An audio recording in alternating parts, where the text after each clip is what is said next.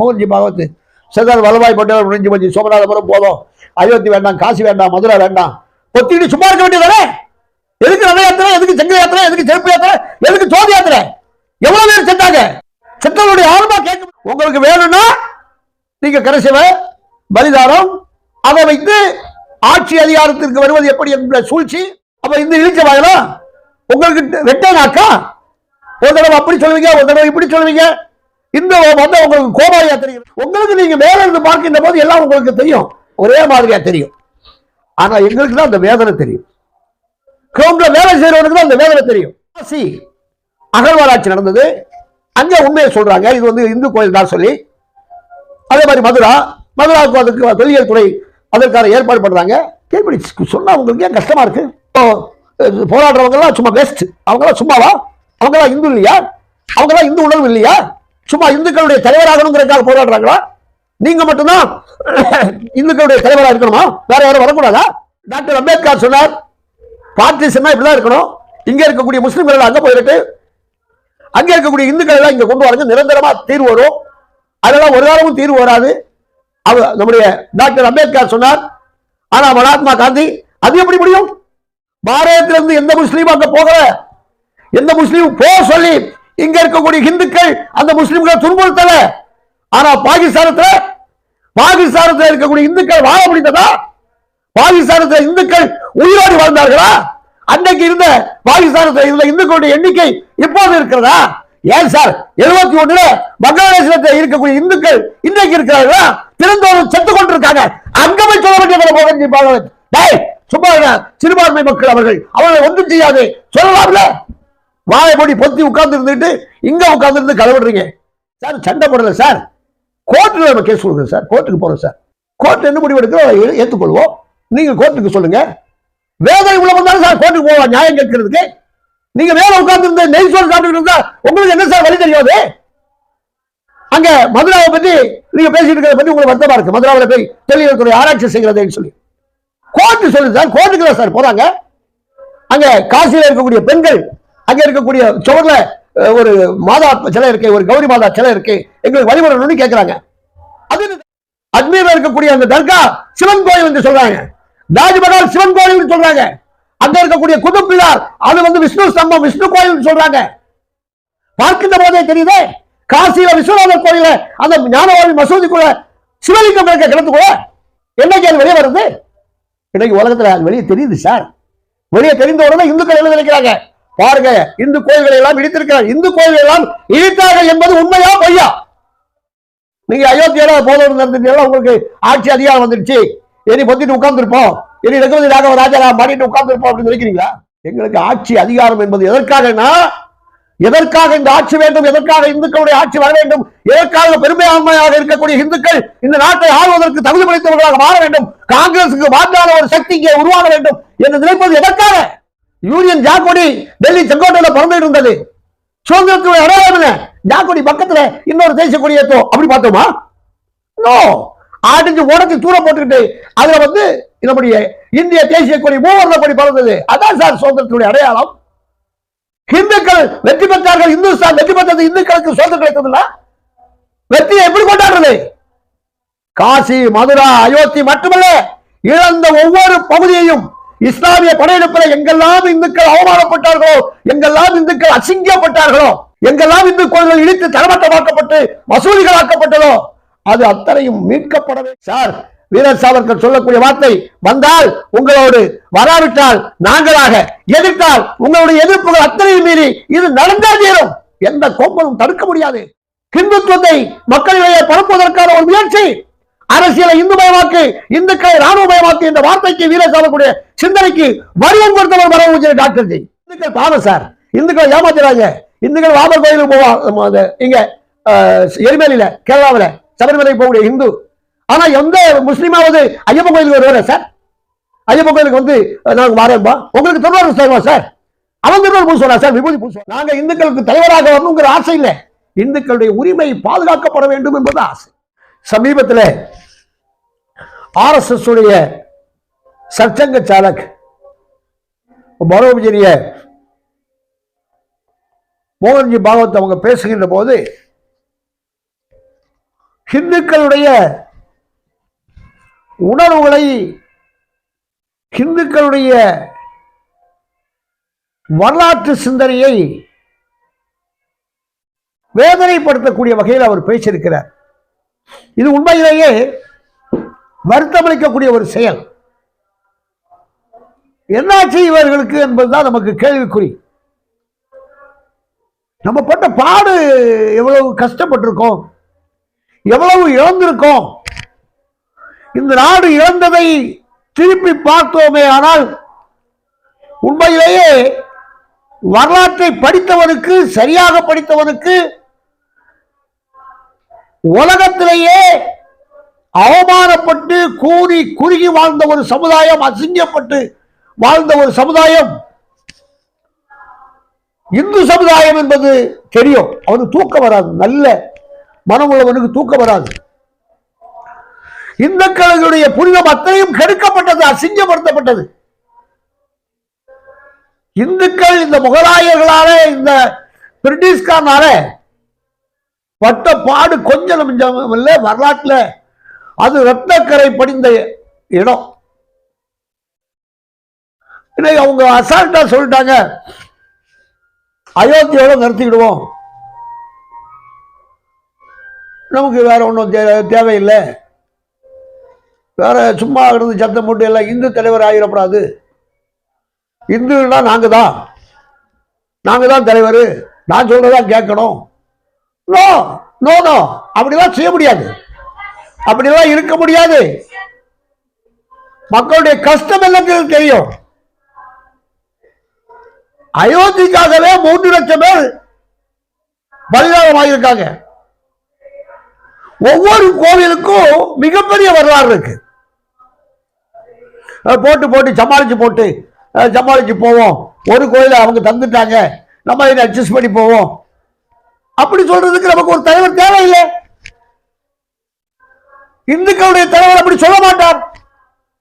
இந்துக்களுடைய வேதனையை, இந்துக்களுடைய வரலாற்றை, இந்துக்கள் பட்ட அவமானத்தை, அசிங்கத்தை, வரலாற்றில் இந்துக்கள் பட்ட சொல்லமா துயரை தெரிந்த எந்த ஒரு மனிதனும் அப்படி பேச மாட்டான். இத்தனை ஆண்டு கழித்து, கிட்டத்தட்ட ஒரு 500-600 ஆண்டுகளுக்கு பிறகு நம்ம மீட்டெடுத்திருக்கிறோம் என்று சொன்னால் அயோத்தியை தான். அதோட போதும்னா இதோட அசிங்கம் வேற என்ன இருக்கு? இந்துக்கள் இப்பதான் ஆஹா எங்களாலே முடியும், நாங்களும் மீட்டெடுப்போம், எங்களுக்கும் வீரம் உண்டு, எங்களுக்கும் விவேகம் உண்டு, எங்களுக்கும் கலாச்சாரத்தை பாதுகாக்கக்கூடிய சக்தி உண்டு, கடந்த காலம் என்பது நிகழ்காலத்தோடு ஒத்து போகக்கூடிய ஒன்று, கடந்த காலம் என்பது இறந்த காலம் அல்ல என்று இந்துக்கள் புரிய தொடங்கி இருக்கக்கூடிய நேரம் இது. இந்த நேரத்தில் மோகன்ஜி பாகவத் பேசுவது உண்மையிலேயே அது வேதனைக்குரியது. மோகன்ஜி பாகவத் ஒரு மிகப்பெரிய ஒரு ராஷ்டிரிய சுயம் சேவக் சங்கம் RSS அந்த அமைப்பினுடைய தலைவர், சத்சங்க சாலக். அதிகமான தன்னார்வ தொண்டர்களை கொண்ட இயக்கம் அது. அதுல இந்துக்கள் தான் அதிகம். இப்ப சமீபத்தில் ராஷ்டிரிய முஸ்லீம் மஞ்சு, ராஷ்டிரிய கிறிஸ்தவ மஞ்சு வந்தது. சமீபத்தில் ஒரு காம்ப்ரமைஸ் கிடையாது. உங்களுக்கு எல்லாம் தெரியும், ஜனசங்கம் காவிக்கொடியை பிடித்திருந்தது. ஜனசங்கம் ஜனதாவோடு ஐக்கியமானது. ஜனதாவோடு வெளியே வருகின்ற போது, பாரதிய ஜனதாவாக ஆரம்பிக்க முனைகின்ற போது, வாஜ்பாய் அத்வாரியோட ஒரே ஒரு சிக்கந்தர் பகத் வந்தார் வெளியே. அதனால அதனுடைய கொடியினுடைய நிறத்தை என்ன ஆகி போச்சு, காவியோட பச்சையும் கூட்டு சேர்ந்து விட்டது. இது 1980. எவ்வளவு சிரமப்பட்டாங்க ஒவ்வொரு கோயிலுக்கும். சர்தார் வல்லபாய் பட்டேல் கேட்டாங்க, சுதந்திர தினத்தை நீங்கள் எவ்வாறு கொண்டாட போகிறீர்கள் என்று சொல்லி. இழந்த பகுதிகளை அத்தனையும் மீட்டெடுத்து, அவமான சின்னங்களை எல்லாம் அகற்றி, புது பொலிவுடன் புனருதாரணமான கோவிலை, ஆலயத்தை கட்டுகின்ற போது, சோமநாதபுரம் ஆலயம், கஜினி முகமதால் இடிக்கப்பட்ட ஆலயம், அந்த தரைமட்டமாகப்பட்ட ஆலயத்தை கட்டி புனர்நிர்மாணம் செய்த அவருடைய கும்பாபிஷேகம் தான் நான் சுதந்திர தினமாக கொண்டாடுவேன். அவர் ஆம்பளை சார். அவர் காயப்பட்ட இடத்திலிருந்து பார்க்கிறார். அப்போ உடனே இவர் சொல்லியிருக்கலாம்ல, மோகன்ஜி பாகவத், சர்தார் வல்லபாய் பட்டேல் முடிஞ்சு போச்சு, சோமநாதபுரம் போதும், அயோத்தி வேண்டாம், காசி வேண்டாம், மதுரை வேண்டாம், பொத்திட்டு சும்மா இருக்க வேண்டியதானே? எதுக்கு ரத யாத்திரை, எதுக்கு சங்கர யாத்திரை, எதுக்கு செருப்பு யாத்திரை, எதுக்கு ஜோதி யாத்திரை? எவ்வளவு பேர் செத்தாங்க? செத்தவருடைய ஆர்வமா கேட்கும் இல்லையா? எவ்வளவு பேர்? உங்களுக்கு வேணும்னா நீங்க கரசேவ பலிதானம் அதை வைத்து ஆட்சி அதிகாரத்திற்கு வருவது எப்படி என்ற சூழ்ச்சி எங்களுக்கு அதெல்லாம் தெரியாது. எங்களுக்கு தெரிந்ததெல்லாம் ஹிந்துத்துவம். உங்களுக்கு இந்த நாட்டில் சிறுபான்மை இல்லை, பெரும்பான்மை இல்லை, எல்லாம் சமத்துவம். ஓகே ஓகே ஓகே, சமத்துவம் தான். ஆனா ஏன் இந்துக்கள் 5 பிள்ளை பெறணும்? சிறுபான்மை வளர்ந்துட்டு போட்டுமே. சிறுபான்மை கிடையாது இல்லையா? முஸ்லிம்கள் வளர்ந்தா என்ன? முஸ்லிம்கள் பெருகிறா என்ன? RSS உடைய சித்தாந்தம் வந்தானா? ஏன் அப்போ இந்துக்கள் 5 பிள்ளை பெற வேண்டும் ஏன் சொல்றீங்க? அப்ப இந்த இழிச்ச வாயலாம் உங்களுக்கு வெட்ட நாக்கா? ஒரு தடவை அப்படி சொல்லுவீங்க, ஒரு தடவை இப்படி சொல்லுவீங்க.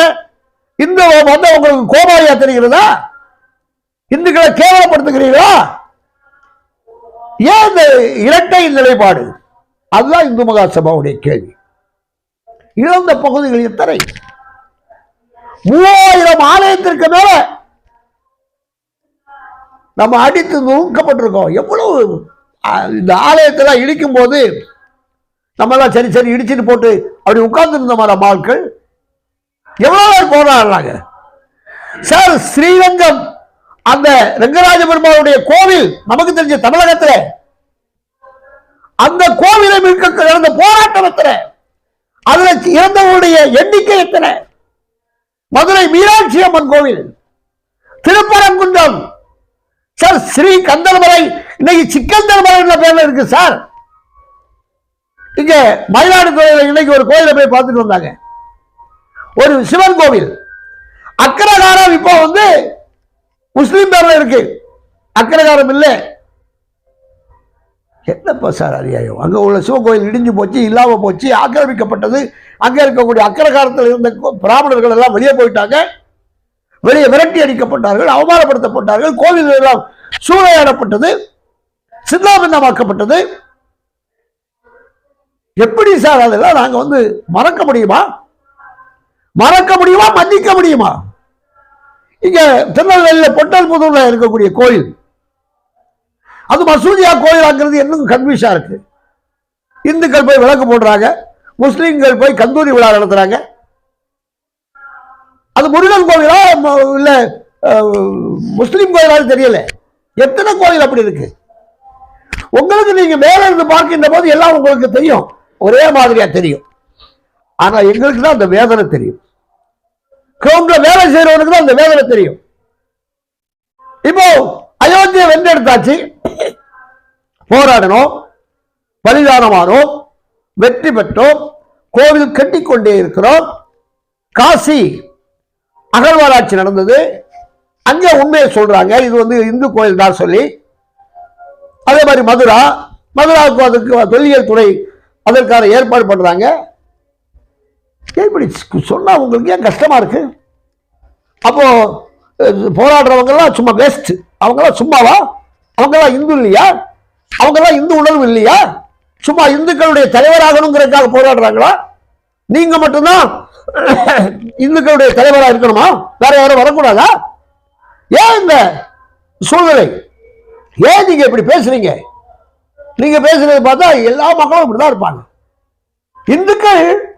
இந்துக்களுடைய தலைவர்கள் இப்படி இருந்தா? டாக்டர் அம்பேத்கர் சொன்னார், இந்த நாட்டை பிரிச்சாச்சு, பிரியக்கூடாது.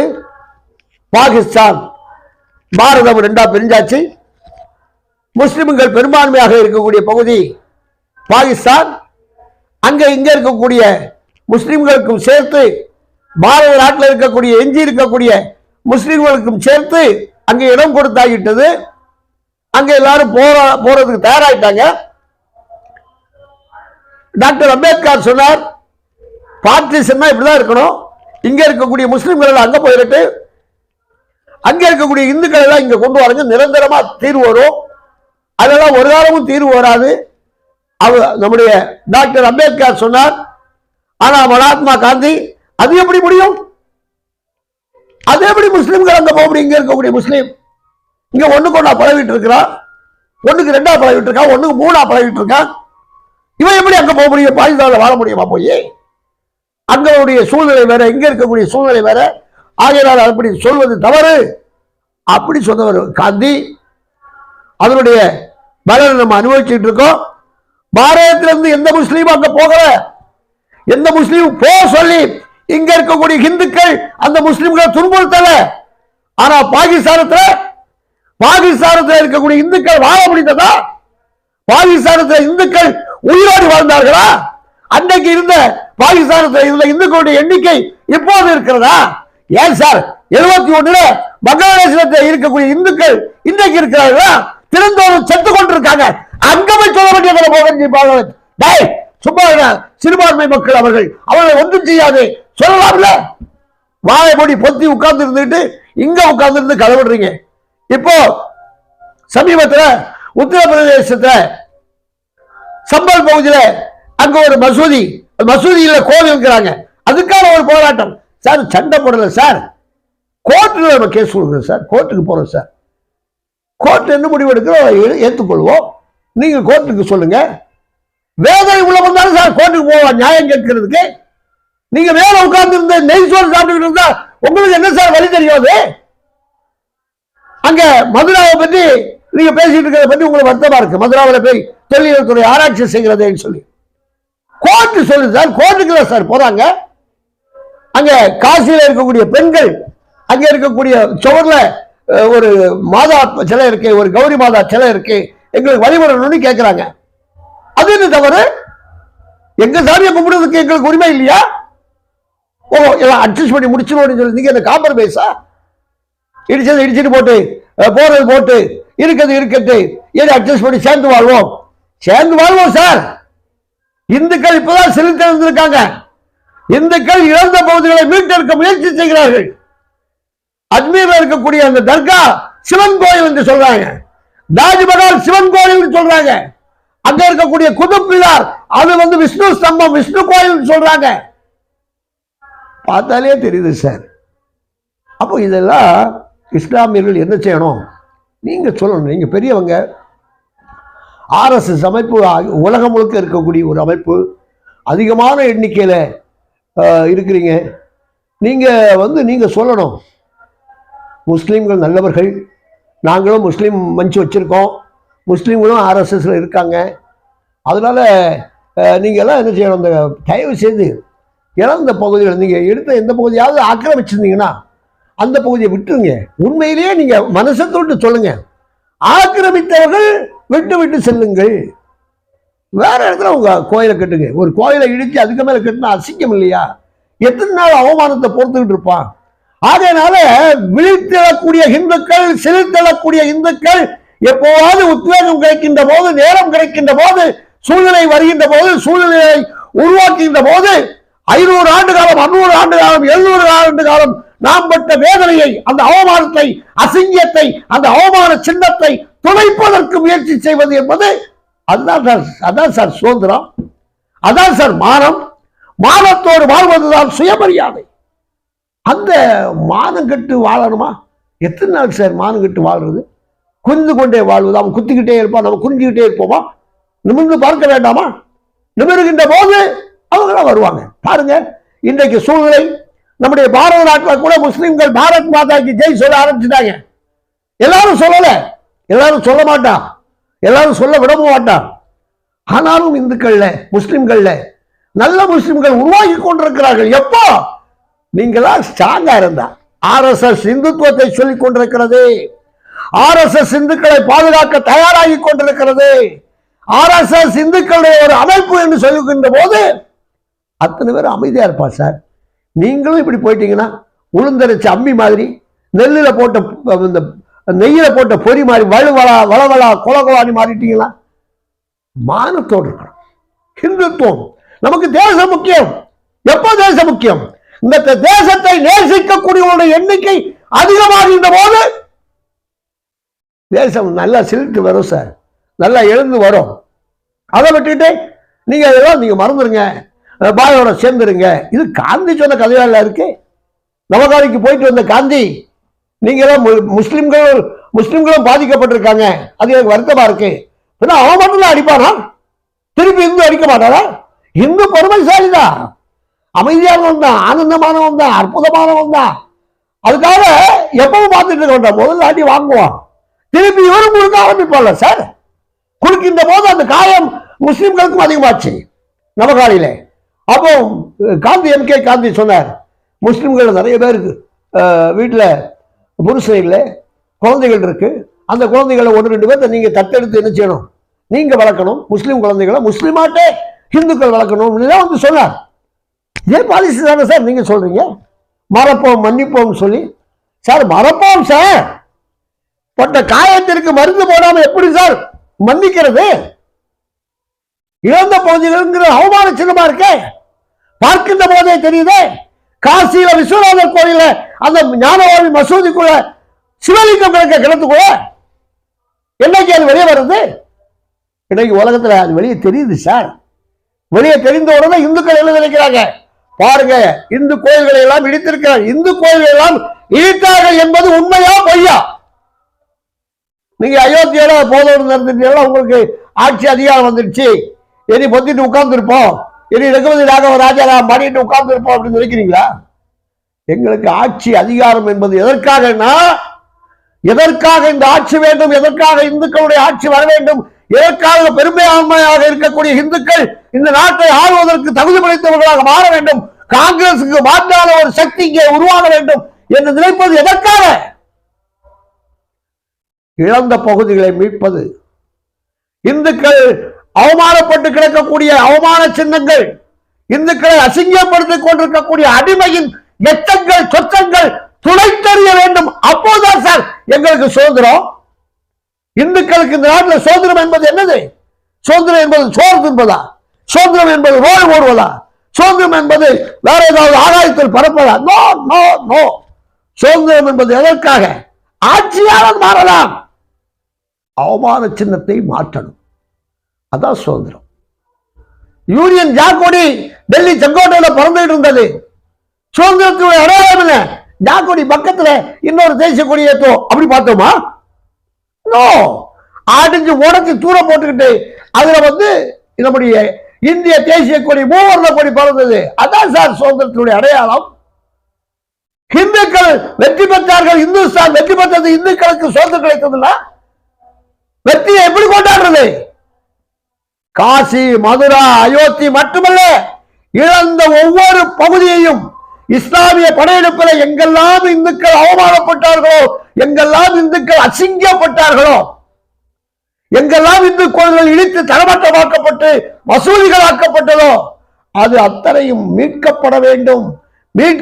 மீட்கப்படும் வரை போராட்டம் ஓயாது.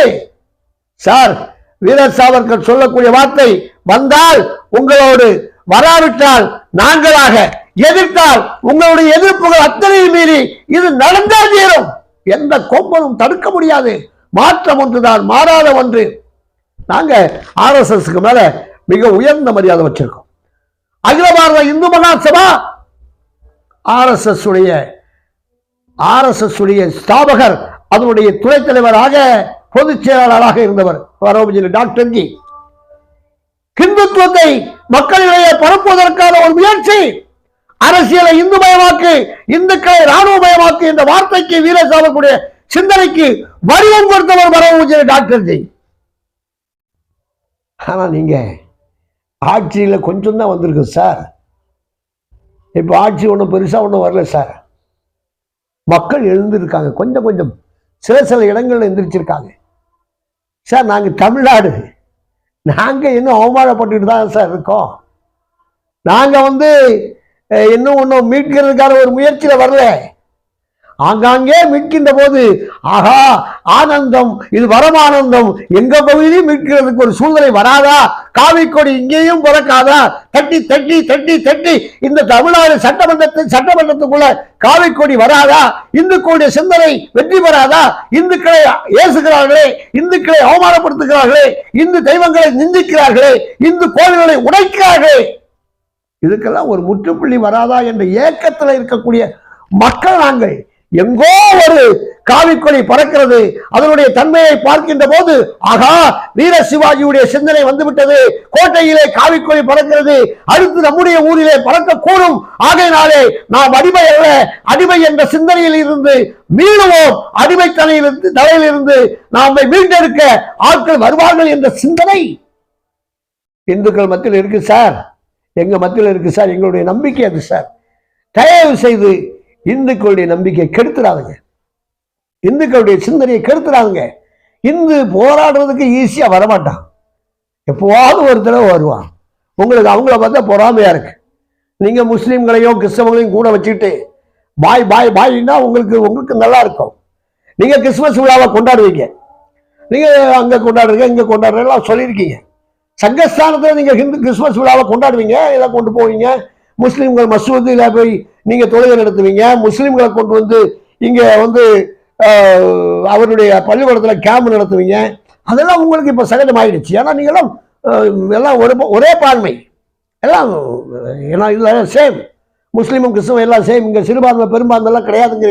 ஓகே, சிறுபான்மை பெரும்பான்மை எல்லாம் கிடையாது, அது உங்களால சொல்ல முடியுமாது சார்? அவன் வந்து நீங்க அவன நண்பன் சொல்றீங்க, அவன் உங்களை நண்பன் சொல்வானா? அவன் உங்க கூட வருவானா? இந்துக்கள் பாவம் சார், இந்துக்களை ஏமாத்துறாங்க. இந்துக்கள் வாபர் கோயிலுக்கு போவான், இங்க எரிமேலியில கேரளாவில் சபரிமலைக்கு போகக்கூடிய இந்து. ஆனா எந்த முஸ்லீமாவது ஐயப்பன் கோயிலுக்கு வருவாரா சார்? ஐயப்பன் கோயிலுக்கு வந்து நாங்க மாறேன்பா, உங்களுக்கு திருவாரூர் தருவா சார், அவன் திருவாரூர் பூசுவாரா சார்? விபூதி பூசுவாரா? சோ இந்துக்களுடைய நிலைமை இங்க திருசக்கு சொர்க்கம். இந்துக்கள் வஞ்சிக்கப்பட்டுக் கொண்டிருக்கிறார்கள், இன்னும் வஞ்சிக்கப்பட்டுக் கொண்டிருக்கிறார்கள். இஸ்லாமிய அடிவண்டிகளால் மட்டுமல்ல, இஸ்லாமியர்களுடைய எடுபிடிகளால சிறுபான்மைகளை பாதுகாக்கக்கூடியவர்கள் தான் நாங்கள் என்று சொல்லக்கூடிய அவர்களுடைய ஆட்சி தான் தமிழகத்தில் கேரளாவில் நடக்குது.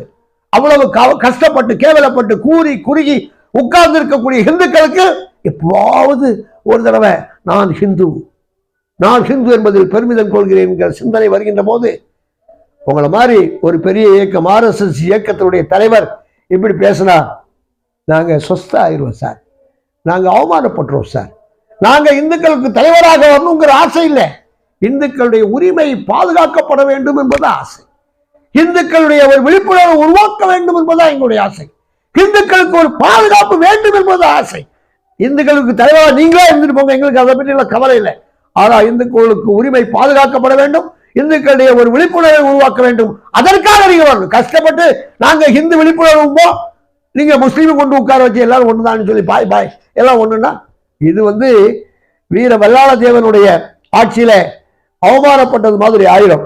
பாகிஸ்தான் 1962 அந்த பாகிஸ்தான் யுத்தத்துல முஸ்லிம்கள் செய்த அந்த பயங்கரவாதம், அந்த தீவிரவாதம் உங்க கண்ணில் தெரியாதது இல்லை, நீங்க வரலாறு படிக்காத ஆட்கள் இல்லை.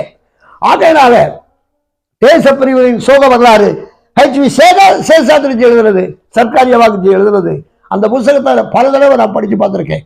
எவ்வளவு கஷ்டப்பட்டு, எவ்வளவு ஒரு நிர்மூலப்பட்டு, அவமானப்பட்டு, அசிங்கப்பட்டு நம்முடைய பாரதத்தை பாதுகாக்கக்கூடிய முயற்சியில நம்மவர்கள் ஈடுபட்டார்கள் என்று வரலாறு அதுல சொல்றார்.